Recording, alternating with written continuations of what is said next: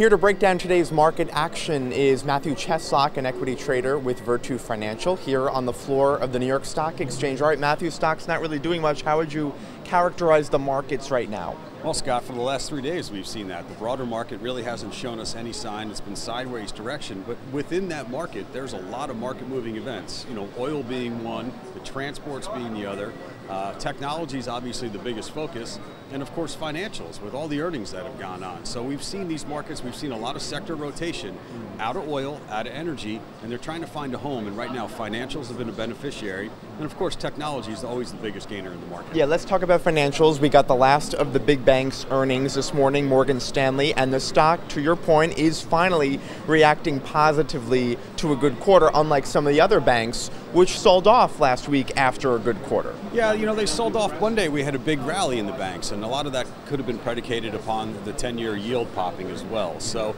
Morgan Stanley is kind of the one-off. Usually we see the banks trade in tandem.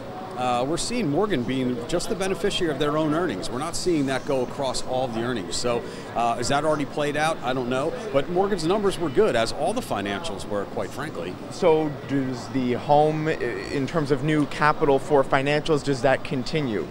You know, as a trader, you like to see the stocks trade individually on the news, but we've gotten lulled into thinking the passive investment, they're all going to go up when one goes up. So it's good to see, but I think the financials are still where you're going to find your home, especially with this, you know, the rate environment. We saw yesterday from Chairman Powell, talked about, you know, rate increases will continue. That should be good for the financials. It obviously is summer, light trading volume. Does that worry you in the sense that it could increase the chances of some sort of bizarre market movement like a flash crash, which we have seen during summers? Yeah, we have seen it. I think we're more insulated for it now. I think there's more of an understanding from a technology standpoint, so that really doesn't worry me. You know, the light trading is just a factor of being in the summer right now. So you start to see some volume increases in certain names. As I mentioned, they're one-off events, which is good. We like to see, you know, news stories get to see the volume, but I'm not worried about a flash crash in right now. All right, you mentioned technology stocks earlier. Let's talk about Google's $5 billion fine in the EU. It's quite one for the record books. Yeah. Fang stocks are down broadly right now. Is that fine going to reignite broader regulation issues on the tech sector? I mean, it certainly could, but this seemed like a one-off, and this has been something that's been going on or being negotiated for quite some time. Google stock isn't that affected by it, as you would think a $5 billion fine would do.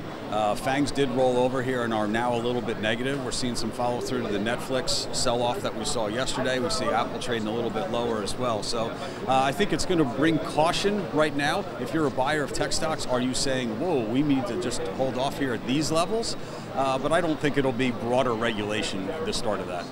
So maybe it sounds like you think it's possible for the market to go on without Fang leadership, perhaps. I mean, yes, it can. I mean, that would be the sector rotation. So you might not see a broader market sell-off, as we're seeing in this market. It's fairly quiet, but you're seeing a massive rotation of money.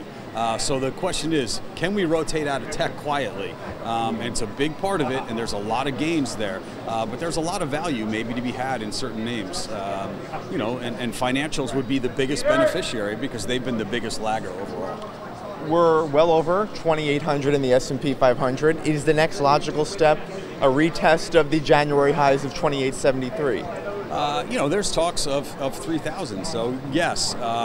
You know, earnings have been good, but they quietly haven't driven the market higher broadly. So the S&P hasn't popped 15 points, 20 points like you would hope for with these kind of earnings. So it would be a slow grind.